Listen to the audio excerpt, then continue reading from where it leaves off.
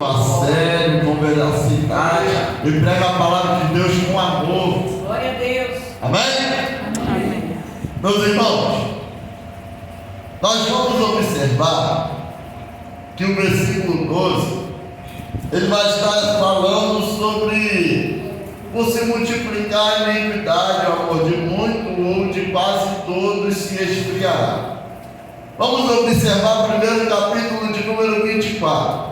O capítulo de número 24, ele é dividido por alguns assuntos na mesma linha, seguindo um tema.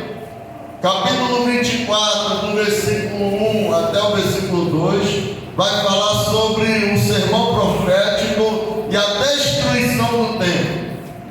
Do versículo 3 até o versículo de número 14, vai estar falando sobre o princípio das dores. Do versículo 15 até o versículo 28, vai falar sobre a grande tribulação. Do versículo 29 ao versículo 31, vai falar sobre a vinda do Filho do Homem. Do versículo 32 até o versículo de número 44, vai falar sobre a parábola da figueira, a exortação e a vigilância. E do versículo 45 até o versículo de número 51, vai falar sobre a parábola do bom servo e do mau. O texto que nós vamos falar, se a gente fosse falar o capítulo 24 todo, deveria ter uns 4, 5 ou 6 sermões. Então não daria tempo de explicar todo o capítulo de número 24. Mas nós vamos falar a partir do versículo 1 até o versículo de número 14, amém? E aqui eu não quero entrar em um tema se você é pré-tribulacionista ou se você é pós-tribulacionista, porque o que importa não é você ser pré e nem você ser pós. O que importa é a vida de Jesus, aleluia, é a volta de Cristo, a segunda vinda. Porque às vezes a gente perde tempo discutindo se ele vai vir antes da grande tribulação ou depois da grande tribulação e não dá crédito, aleluia, para a volta dele em si. O importante não é se ele vai vir antes ou depois, o importante é que ele venha para buscar uma igreja lavada e remida no sangue do Cordeiro. O versículo de número 1, acompanhe comigo. Jesus ele está se retirando do templo e vai se aproximar dele alguns discípulos para mostrar a Jesus a construção do templo. No versículo de número 2, Jesus ele já vai estar falando para esses homens dizendo que não vai ficar pedra sobre pedra desse templo. Por quê? Porque Jesus ele tendo concluído seu discurso no final do tempo, ele partiu do templo para não voltar mais lá, porque é o último discurso de Jesus nesse templo antes dele ir à morte de cruz. Então ele está dizendo: olha, os homens galileus, eles só iam até Jerusalém nos períodos das festas. Eles estavam encantados com o templo. Esses homens ficaram encantados com aquele templo, porque Herodes o grande, ele pegou esse templo, ele ampliou esse templo, ele embelezou o templo. Só que essa obra foi feita pela mão de homem. E observa que esse templo naquela época era um dos mais belos monumentos do século I. E Jesus, ele já vai deixar uma palavra para aqueles homens dizendo: olha, não vai ficar pedra sobre pedra desse templo religioso colossal. Por quê? Porque o templo já não estava mais para adoração a Deus. Porque o templo já não era mais de sacrifício para Cristo. As pessoas utilizavam o templo de maneira se agradava, essa é a realidade. Agora no versículo de número 3, Jesus, ele se encontrava no Monte das Oliveiras. Aproximaram-se alguns discípulos até ele e em particular lhe perguntou: Mestre, dize-nos, quando acontecerá essas coisas? E que sinal haverá da tua vinda e da consumação do século? A resposta de Cristo, isso aqui é para você entender o contexto. A resposta de Cristo, no versículo de número 4 e 5, tem a ver com a destruição de Jerusalém e também na consumação do século. A destruição do templo é um símbolo que vai acontecer na segunda vinda de Jesus. No versículo de número 4, você vai ver que Jesus, ele vai responder para aqueles homens e diz: Veja, que ninguém vos engane, porque virão muitos em meu nome dizendo: Eu sou Cristo, e enganarão a muitos. E aqui que Papai do céu entra, porque é bom você entender o contexto da mensagem, para você sair daqui alimentado da palavra do Senhor Jesus Cristo. Por que Jesus ele está dando, primeiramente, ele está dizendo assim, ó: o primeiro sinal da minha vida será o surgimento de falsos profetas. O primeiro sinal da minha vida será o surgimento de falsos crentes, falsos ministros, falsos irmãos ministrando e promovendo um evangelho falso. Aleluia. A primeira que Jesus fala é daqueles que vão se levantar para enganar eu e você. E agora volta, e até mesmo o pastor Fernando falou aqui algo interessante. Agora nós vamos analisar. Observa como que você reconhece um profeta, como que você conhece um homem de Deus, se você não convive com ele, se você não está com ele 24 horas. Como que você vai se convencer de que ali é um profeta de verdade, é um profeta verdadeiro? Porque nos últimos dias estão se levantando muitos falsos profetas, falsos homens, propagando evangelhos falsos, evangelho de facilidade, muitas das vezes um evangelho próspero, que busca apenas riqueza financeira e não busca a riqueza espiritual. A riqueza espiritual é a palavra do Senhor. Aleluia. A riqueza espiritual é o teu joelho no chão falando com Deus. A riqueza espiritual é você fazendo jejum pela tua casa, pela tua família, pelo teu ministério, pelas pessoas que você ama. Os falsos ministros estão por aí afora. Pessoas que sugam até a tua alma. E você está lá, dando de plateia para esses homens. Por quê? Porque você já foi enganado. Talvez você não veio aqui procurando essa palavra. Talvez você veio aqui procurando uma palavra que venha te avivar e te fazer pular da cadeira. Mas Deus me trouxe aqui para dizer para você que está muito próximo do fim. Aleluia. E ai de você se não conhecer as Escrituras. Porque por que o povo erra? Por falta de conhecimento da palavra.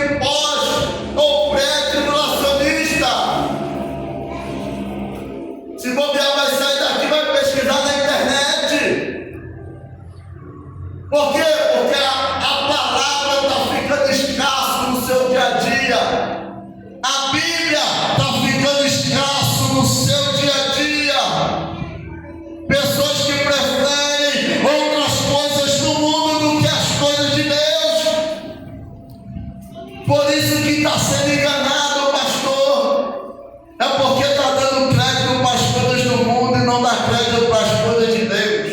Aleluia. É porque está priorizando as obras da carne e não prioriza o fruto do Espírito. A obra da carne é muito fácil alimentar, mas o Espírito é difícil, porque você tem que lutar, porque você tem que renunciar, porque você tem que abrir mão. E é isso que Jesus está dizendo: abre mão de tudo e vai fazer a obra de Jesus. Aleluia.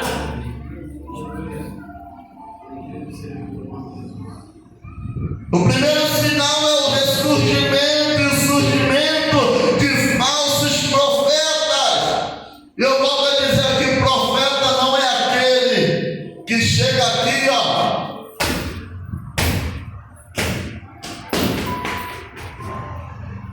e esse daí é cheio de Deus. Aonde?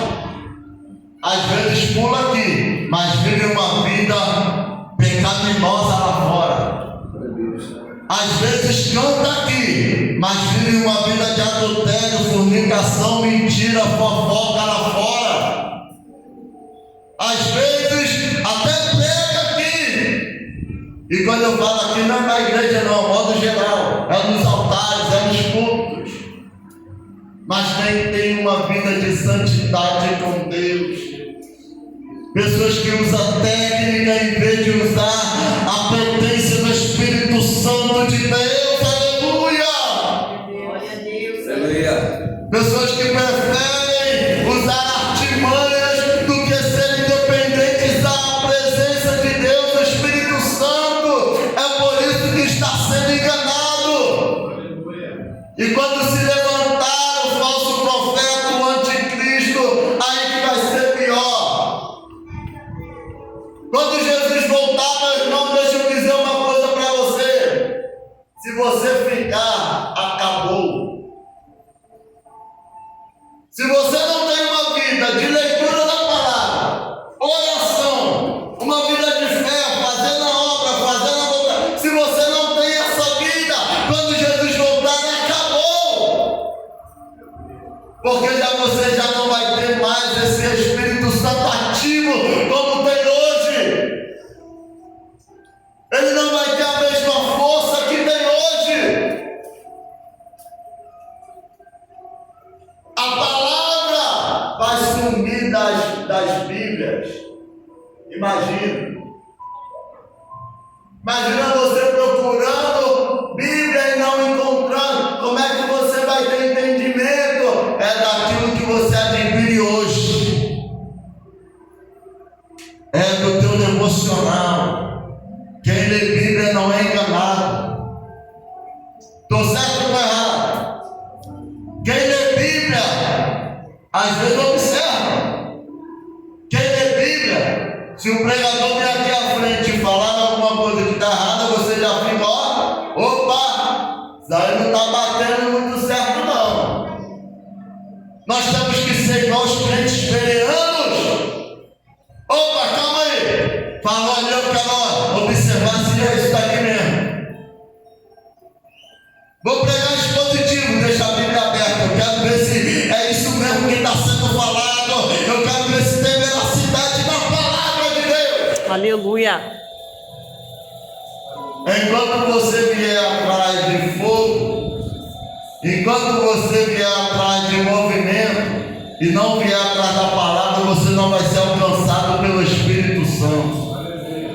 Porque o fogo queima, mas a palavra purifica, transforma, renova, santifica, liberta, transforma a vida, caráter e nos faz um homem e uma mulher de Deus. Jesus deixa bem claro que o falso cristianismo marcará os últimos dias. E é isso que nós estamos vivendo hoje. Observa, abra sua Bíblia em Gálatas capítulo 1, versículo de número 8. Eu vou ler aqui resumidamente, mas observa o que está escrito. Mas ainda que nós, ou mesmo um anjo,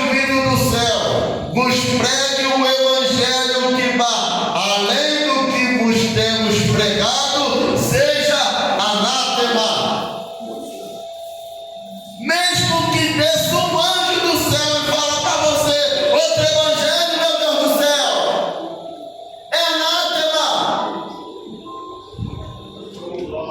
Então por que tu acredita nesses evangelhos fajutos? Por que tu acredita ainda nesses homens que não têm responsabilidade com a palavra de Deus? Pessoas que ficam presas vendo coach, em vez de ver coach, vai ler a Bíblia. Em vez de ver coach, procura uma pessoa que tem palavra. Pede orientação ao seu pastor sobre o texto. Peça ajuda quando você não entender, mas não fica sem ler a palavra do Senhor. Glória a Deus. Não deixe se levar por esse evangelho fácil. Vem a mim, todos, vem do jeito que você é. Que história é essa? Jesus te ama do jeitinho que você é. Que história é essa? Jesus, ele te ama assim, mas ele abomina o teu pecado. Jesus, ele te ama assim, mas ele não aprova o teu erro. Ele não aprova o meu erro. Quando Jesus me chamou, eu tive que renunciar a muita coisa. E ainda tenho que renunciar. Porque a nossa luta é constante, é diária, contra a carne, aleluia. Contra a tua própria carne. A carne é o maior vilão do ser humano. Porque você tem que alimentar o Espírito. Se você não alimentar o Espírito, a tua carne vai prevalecer. E quando a carne prevalece, você se esfria, você vira uma presa fácil para o diabo. E Jesus não quer isso. Jesus, ele quer que você seja um verdadeiro adorador que adora ele em espírito e em verdade. Aleluia. Pessoas estão abandonando a fé por causa desse evangelho religioso, por causa dessas seitas, por causa de novas igrejas liberais. Pessoas estão morrendo por causa dessas igrejas que agora abrem a porta para tudo. Abre a porta para um novo evangelho, um evangelho que aceita todo mundo. Aceita sim, Jesus aceita, mas ele quer que você monte a sua vida por completo para viver o verdadeiro episcopado. Meu Deus do céu. Hoje em dia as igrejas agora estão fazendo balada gospel. Ontem eu estava pregando em determinado local e eu até falei isso. Mas eu vou repetir aqui. Pessoas estão fazendo balada gospel para atrair jovens. Quer ir para balada? Vai para o mundo. Aqui é lugar de palavra. Aleluia. Quer ficar na patifaria? Vai para o mundo. Aqui é lugar de vida no altar. Aqui é lugar de santificação, de consagração para Deus. Glória a Deus.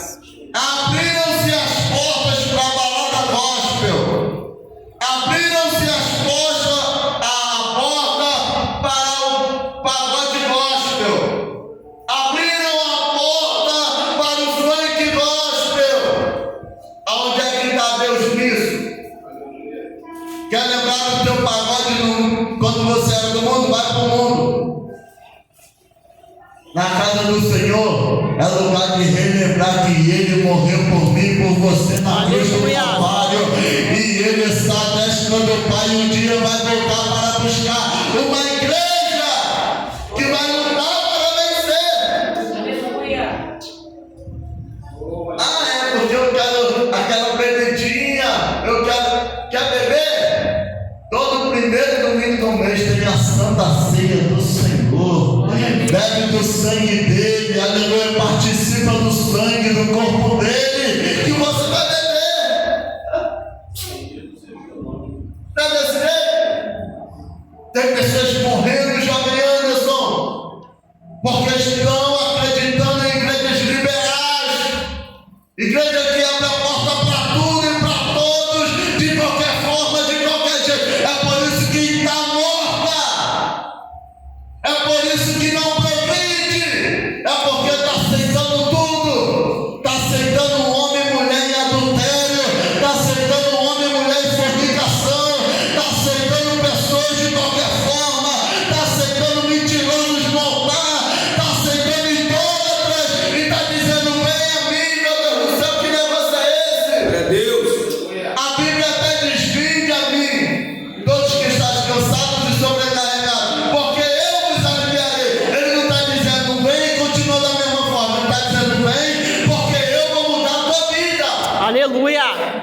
Mas eles estão abrindo as portas, as pessoas estão continuando do jeito que está, do jeito que quer, do jeito que acha melhor.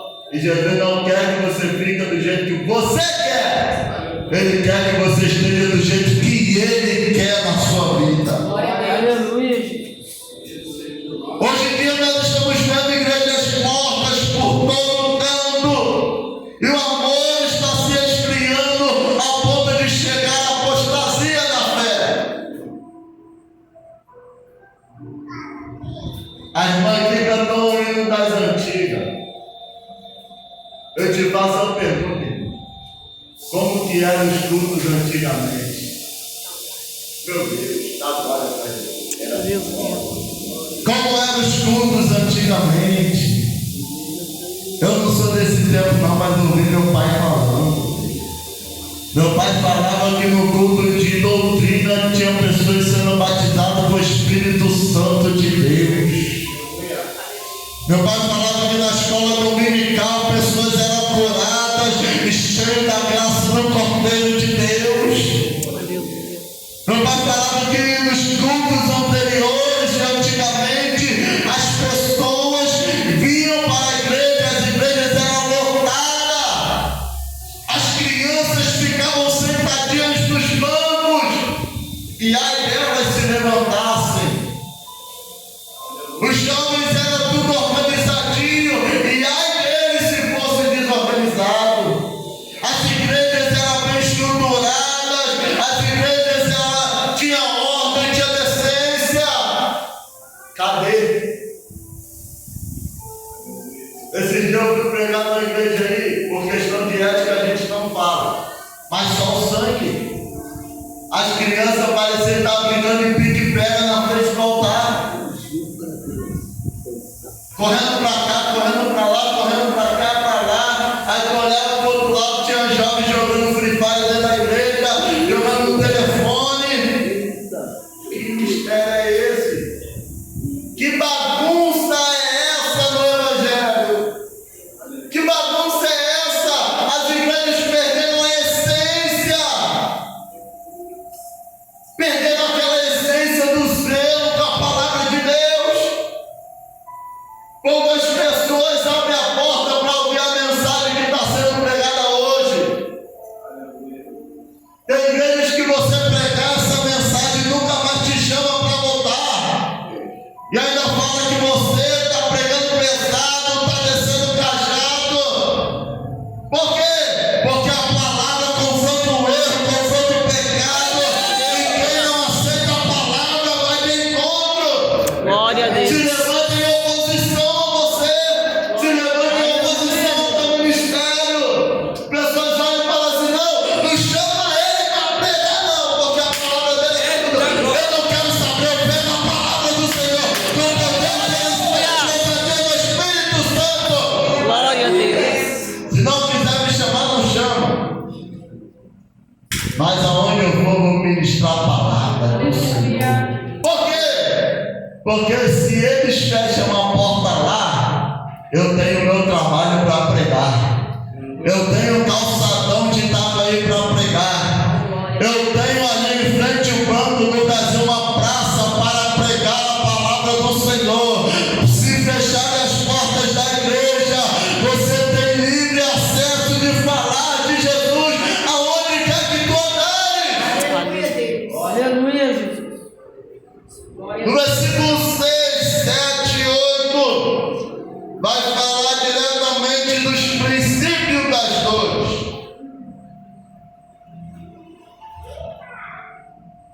O versículo 5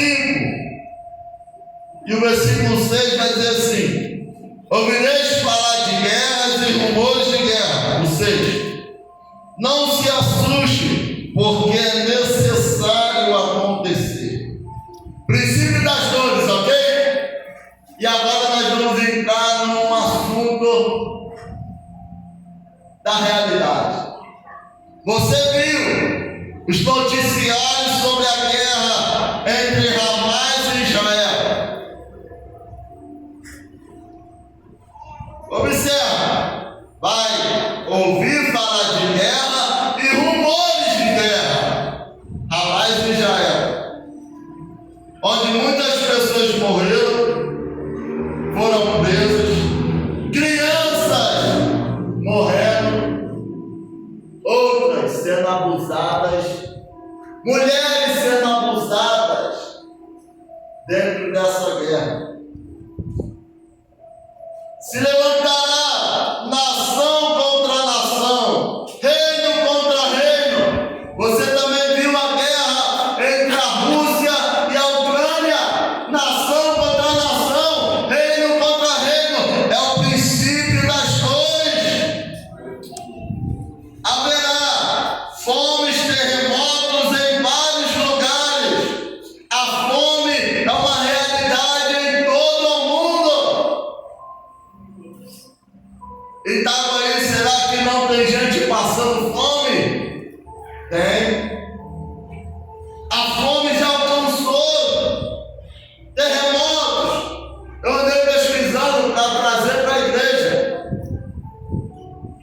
Segundo o Centro de Sismologia sobre terremotos, o Centro de Sismologia vai falar sobre os terremotos, os últimos acontecimentos, onde aconteceu os terremotos.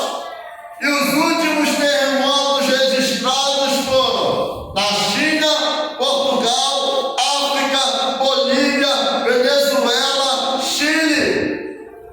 E se eu continuasse escrevendo quais foram os outros lugares, ia ter mais de 20. Ou seja, está se cumprindo o que foi dito na palavra do Senhor Jesus, que haverá terremoto em vários lugares. Só não vê quem está cego espiritualmente, não está entendendo que o princípio das dores já está aí e a vida dele está muito próxima. No versículo de número 9, vai dizer: então sereis atribulados e vos matarão por causa do meu nome. Aí você vai observar em João capítulo 16, versículo 33, que vai dizer assim, ó: essas coisas vos digo para que tenha paz em mim. No mundo tereis aflições, mas tenha de bom ânimo, eu venci o mundo. Ele está dizendo, olha, então sereis atribulados. Mas em João capítulo 16, versículo 33, ele vai dizer: mas tenha paz em mim. No mundo tu vai ter aflição, meu amado, mas tenha bom ânimo. Quantas vezes pensaste tu em desistir, em parar, em largar tudo, chutar o balde? Quantas vezes? Milhares de vezes. Mas Deus te trouxe aqui para dizer: tem de bom ânimo. Ele venceu o mundo e Ele quer que você vença também. Ele quer que você também seja um vencedor, uma vencedora. Aleluia.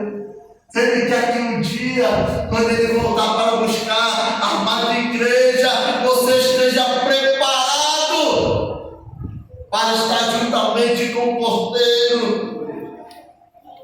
A primeira palavra que eu frisei foi atribulados. E depois ele vai dizer: e vos matarão por causa do meu nome. Aí você vai pegar um homem chamado por nome de apóstolo Paulo, na carta aos Filipenses, no capítulo de número 1, no versículo de número 21, que ele vai dizer: porquanto para mim o viver é Cristo e o morrer é lucro. Aleluia. Viver para mim é Cristo e o morrer é lucro. Ou seja, ele está dizendo: não se curve quando chegar esse dia. Não tenha medo quando chegar esse dia. Quando você for atribulado e dizer: eu vou te matar se você não disser que você é cristão. Nega a tua fé agora.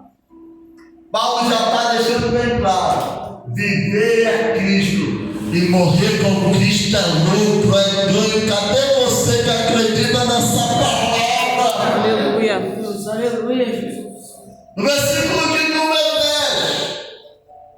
Nesse tempo, muitos hão de se escandalizar, trair e odiar uns aos outros.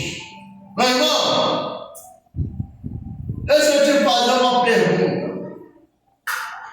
Na sua família, já ouviu algum caso de traição? Quando eu falo traição, não é traição entre um homem e uma mulher, mas é uma traição de pessoas que você confiava e acabou te traindo por alguma coisa. Já aconteceu na sua família? Já. Já aconteceu no seu trabalho? Já. Já aconteceu na tua escola? Já. Já aconteceu na rua, no convívio? Já. Já aconteceu dentro das igrejas? Meu Deus do céu, já. Pessoas odiando umas às outras. E o pior que isso não está vindo de fora. É dentro. Vou te dar um exemplo aqui. Pastor, dá um exemplo, tá, irmãos? Imagina que eu e o senhor estão na mesma congregação. O pastor, ele louva e ele prega. Eu sou uma negação para louvar. Mas eu prego também. Aí imagina, tá eu e o pastor. Eu vou me colocar como uma ovelha negra, tá? Eu e o pastor. Aí eu estou observando que o pastor está ali, ó, cheio do Espírito Santo, louvando, pregando a palavra do Senhor. E eu queria estar fazendo o que o pastor faz. Com isso, eu vou criar uma rivalidade entre eu e ele. A saber, quem é que prega melhor? Eu ou o senhor? Quem é que canta melhor? O Pedro ou o outro Pedro? Quem é que canta melhor? A irmã de lá de trás ou a irmã daqui da frente? Aí começa uma rivalidade. Essa rivalidade, se ela não for cortada na raiz, ela vai se transformar em um ódio escondido. Quando o pastor Fernando for pregar, eu não vou dar glória. Eu não vou me expressar espiritualmente. Por quê? Porque eu não quero ver o sucesso dele. Está acontecendo isso ou não está nas igrejas? Pessoas odiando as outras em cima do altar. Pessoas odiando as outras dentro da igreja. Meu Deus do céu. Aleluia. Pessoas traindo as outras. Pessoas batendo nas costas assim, ó pastor. Estou contigo. Só vitória. Quando você vira as costas, fala aí, ó. Isso aí não vale nada. Isso aí, ó. Aí não presta não, tá? Esse homem aí, isso daí não é homem de Deus, não. Esse é homem do diabo. Começa a fazer um montinho para estar derrubando a outra pessoa. É traição e ódio. E está no versículo de número 10. Princípio das dores. Quem não está vendo isso está morto espiritualmente. Aleluia. Quem não está atento a esses sinais está cego. Observa agora. A traição e o ódio já vem, ó. Você vai ver que até entre os discípulos de Jesus teve a traição. Quando Judas, ele vai trair Jesus por 30 moedas de prata. Se você quiser a base bíblica, é Mateus 26:14. E no versículo de número 12, ele vai dizer assim, ó: e por se multiplicar a iniquidade, o amor de muitos ou de quase todos se esfriará. Eu quero fazer aqui duas colocações. A primeira é o pecado. O pecado significa